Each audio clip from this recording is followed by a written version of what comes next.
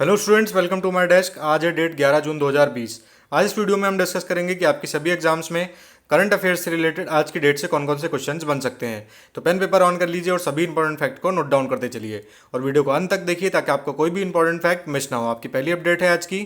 किस राज्य के द्वारा हाल ही में गौहत्या के लिए 10 वर्ष तक की सजा के प्रावधान हेतु अध्यादेश लाया गया है? आपके ऑप्शन हैं उत्तराखंड, उत्तर प्रदेश, मध्य प्रदेश या गुजरात। आपका राइट ऑप्शन है इसमें उत्तर प्रदेश। देखिए, उत्तर प्रदेश सरकार ने हाल ही में गौहत्या निवारण कानून को और अधिक मजबूत बनाने के लिए इसमें संशोधन किया है और अब यूपी में गाय की हत्या करने पर 10 साल तक की सजा और 3 से 5 लाख रुपए तक का जुर्माना हो सकता है। इसके अलावा गौवंश के अगमन करने पर 7 साल की जेल और 3 लाख तक का जुर्माना लगेगा। ठीक है, हाल ही में यूपी के अपर मुख्य सचिव अवनीश कुमार अवस्थी ने बताया है कि राज्य कैबिनेट ने साल 1955 से चले आ रहे इस कानून में संशोधन के प्रस्ताव को मंजूरी दी है और राज्य विधानमंडल का सत्र न होने की वजह से उत्तर प्रदेश गौवध निवारण संशोधन अध्यादेश 2020 लाने का फैसला लिया गया है। बताइए, उत्तर प्रदेश की राजधानी है लखनऊ, सीएम है योगी आदित्यनाथ, राज्यपाल हैं आनंदीबेन पटेल। इतना आपको इस क्वेश्चन में से याद रखना है। नेक्स्ट अपडेट है आज की आपकी। हाल ही में एनसीईआरटी ने कक्षा 1 से 12 हेतु हिंदी भाषा में ये सामग्री उपलब्ध कराने हेतु किसके साथ समझौता किया है? विकासपीडिया, शिक्षा मंत्रालय मध्य प्रदेश, रोटरी इंडिया या इंडियन हिंदी सोसाइटी। आपका राइट ऑप्शन है इसमें रोटरी इंडिया। देखिए, हाल ही में राष्ट्रीय शैक्षिक अनुसंधान और प्रशिक्षण परिषद यानी कि एनसीईआरटी का इंग्लिश में फॉर्म होता है national council of educational research and training. ठीक है, और रोटरी इंडिया के मध्य में एक समझौता ज्ञापन पर हस्ताक्षर हुए हैं। इस समझौते के माध्यम से जो विद्यादान 2.0 है उसके तहत रोटरी इंटरनेशनल सभी विषयों के लिए कक्षा 1 से 12वीं तक के लिए एनसीईआरटी को हिंदी भाषा में ई सामग्री प्रदान करेगा और इसके साथ ही रोटरी इंटरनेशनल विशेष जरूरत वाले बच्चों की सामग्री उपलब्ध कराने के अतिरिक्त वयस्क साक्षरता मिशन में भी अपना योगदान देगा। बात कर लेते हैं एनसीईआरटी की। स्थापना हुई थी 1961 में। प्रेसिडेंट हैं इसके रमेश पोखरियाल निशंक, डायरेक्टर हैं डॉक्टर ऋषिकेश सेनापति। इतना आपको इस क्वेश्चन में से याद रखना है। नेक्स्ट अपडेट है आज की आपकी। किस राज्य में हिंदी भाषा को राज्य की निचली अदालतों में आधिकारिक भाषा बनाए जाने की चुनौती को सुप्रीम कोर्ट ने खारिज कर दिया है? हरियाणा, पंजाब, गुजरात, महाराष्ट्र। ठीक है, आपका राइट ऑप्शन इसमें हरियाणा।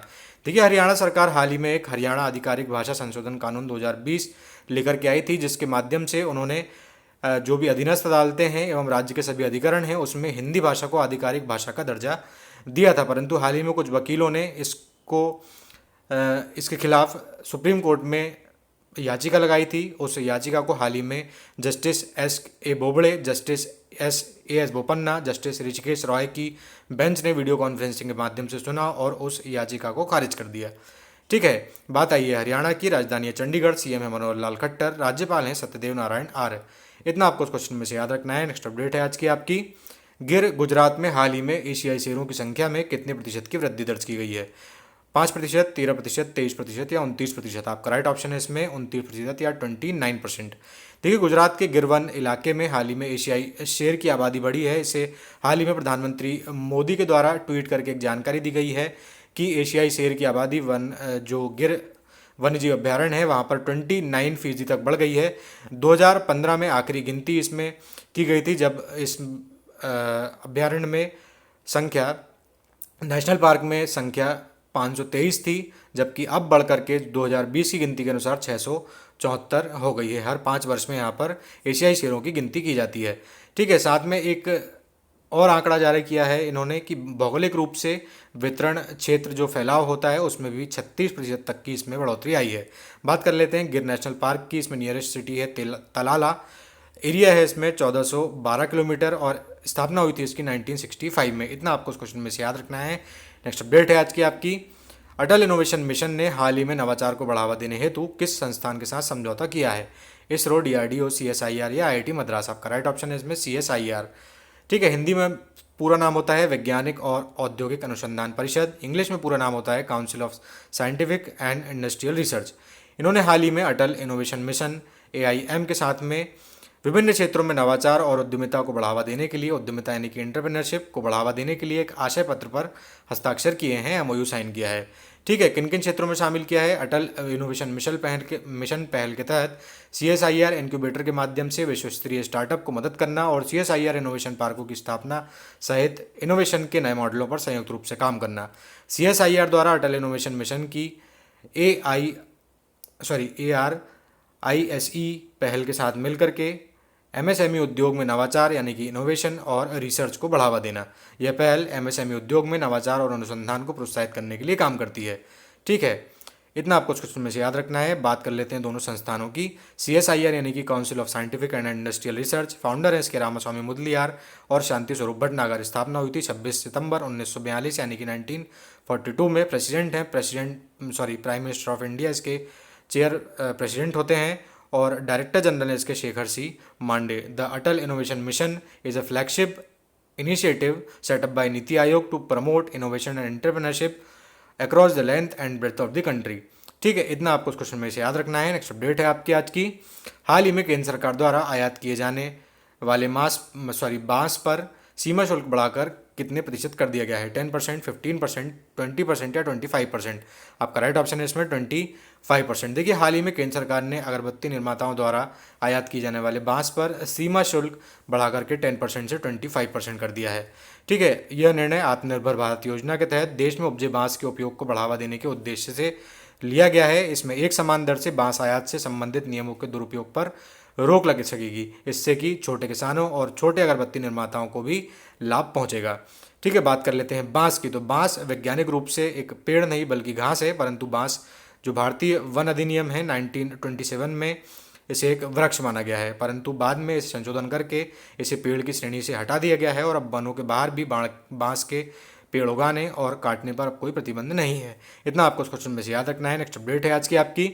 फिच रेटिंग एजेंसी द्वारा जारी नवीनतम आंकड़ों के अनुसार अगले वित्तीय वर्ष में भारत की जीडीपी वृद्धि दर कितनी होगी? 4.5%, 6.5%, 8.5% या 9.5%? आपका राइट ऑप्शन है इसमें 9.5%। देखिए, हाल ही में फिच रेटिंग एजेंसीज ने APAC सॉवरेन क्रेडिट ओवरव्यू जारी किया है, जिसमें कि उन्होंने एशिया पैसिफिक क्षेत्र की अर्थव्यवस्थाओं के बारे में अनुमान लगाया है और बताया गया है कि भारतीय अर्थव्यवस्था जो है 2021-22 में 9.5% की दर से बढ़ने की उम्मीद है। हाँ, साथ ही उन्होंने बताया है कि 2020-21 में भारतीय अर्थव्यवस्था में 5% की गिरावट दर्ज की जाएगी और इस रिपोर्ट में इसके अलावा बताया गया है कि वैश्विक संकट के बाद में भारतीय अर्थव्यवस्था BBB श्रेणी के अन्य देशों के मुकाबले ज़्यादा बढ़ोतरी हासिल करेगी।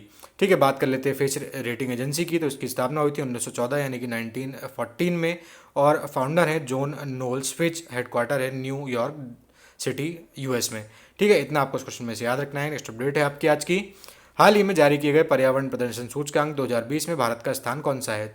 76, 113, 131, 168? ठीक है, आप राइट ऑप्शन है इसमें 168। ठीक है, पर्यावरण प्रदर्शन सूचकांक 2020 जारी किया जाता है येल विश्वविद्यालय और कोलंबिया विश्वविद्यालय यानी कि कोलंबिया यूनिवर्सिटी के द्वारा। ठीक है, इसे द्विवार्षिक आधार पर जारी किया जाता है और यह सूचकांक 12वां संस्करण इस सूचकांक का है। ठीक है, यह सूचकांक पर्यावरणीय, स्वास्थ्य और पारिस्थितिकी तंत्र की शक्ति को कवर करने वाली 11 श्रेणियों में 32 प्रदर्शन संकेतकों के आधार पर 180 देशों के बीच में जारी किया जाता है। भारत में इसकी रैंक 168 है। इसमें पहले नंबर पर डेनमार्क है, सेकंड पर लग्जमबर्ग, थर्ड स्विट्जरलैंड और फोर्थ यूनाइटेड किंगडम रहा है। 2018 में भारत की रैंक 177वीं थी। इस वर्ष 168वीं यानी कि 168th रैंक है और अफगानिस्तान को छोड़कर सभी एशियाई देश इस रैंकिंग में भारत से आगे हैं। ठीक है, इतना आपको उस क्वेश्चन में से याद रखना है। नेक्स्ट अपडेट है आज की आपकी। हाल ही में अमेरिका के पहले अश्वेत सेना प्रमुख कौन बने हैं? Robert Jones, Joseph Miller, Richard Johnson या चार्ल्स ब्राउन? आपका राइट ऑप्शन है इसमें चार्ल्स ब्राउन। देखिए, अमेरिकी सीनेट ने हाल ही में मंगलवार को सर्वसम्मति से जनरल चार्ल्स ब्राउन जूनियर को अमेरिकी वायुसेना के चीफ ऑफ स्टाफ के तौर पर चुन लिया है। ब्राउन के लिए यह चुनाव काफ़ी ऐतिहासिक है क्योंकि ब्राउन 98 और 0 के वोट से चुने गए हैं। उन्हें 98 वोट उनके पक्ष में रहे हैं और 0 वोट उनके विपक्ष में रहे हैं। इसमें सीनेट में मतदान की अध्यक्षता अमेरिका के उपराष्ट्रपति माइक पेंस के द्वारा की गई है और ब्राउन का चुनाव ऐसे समय में हुआ है जबकि पूरे अमेरिका में अश्वेत जॉर्ज फ्लॉयड की पुलिस हिरासत में मौत के बाद में लोगों में गुस्से का माहौल है और पूरे देश में घटना को लेकर के हिंसक प्रदर्शन हो रहे हैं। बात आई है अमेरिका की, राजधानी है वाशिंगटन DC, राष्ट्रपति हैं डोनाल्ड ट्रंप और मुद्रा है डॉलर। ठीक है, इतना आपको इस क्वेश्चन में से याद रखना है। नेक्स्ट अपडेट है आज की आपकी। मंगल मिशन की घोषणा करने वाला पहला अरब देश कौन सा बना है? इराक, कुवैत, सऊदी अरब या संयुक्त अरब अमीरात? आपका राइट ऑप्शन है इसमें संयुक्त अरब अमीरात। देखिए, हाल ही में 15 जुलाई को संयुक्त अरब अमीरात मंगल ग्रह के लिए अपना मिशन लॉन्च करेगा, ऐसी उनके द्वारा जानकारी दी गई है। यह मिशन अगले साल फरवरी में मंगल ग्रह की कक्षा में पहुंच जाएगा। ठीक है, 2014 से होप मार्स मिशन की तैयारी यूएई कर रहा था और 15 जुलाई को अब इसे लॉन्च किया जाना है। बात कर लेते हैं यूनाइटेड अरब एमिरेट्स की, तो कैपिटल है अबू धाबी, लार्जेस्ट सिटी है दुबई, प्रेसिडेंट हैं इसके खलीफा बिन जायद अल नहयान और करेंसी है यूएई दिरहम। ठीक है, इतना आपको इस क्वेश्चन में से याद रखना है। चलते हैं उस क्वेश्चन की तरफ जो आपको कल के लिए दिया गया था। अर्जुन चरण सेठी का संबंध किस क्षेत्र से था जिनका हाल ही में निधन हो गया है? राजनीति से, फिल्म जगत से, शिक्षा क्षेत्र से या पत्रकारिता से? आपका राइट ऑप्शन था इसमें राजनीति से। ठीक है, इस क्वेश्चन का आंसर आज आपको देना है। देहिंग पटकाई एलिफेंट रिजर्व किस राज्य में स्थित है? अरुणाचल प्रदेश, सिक्किम, असम या मणिपुर?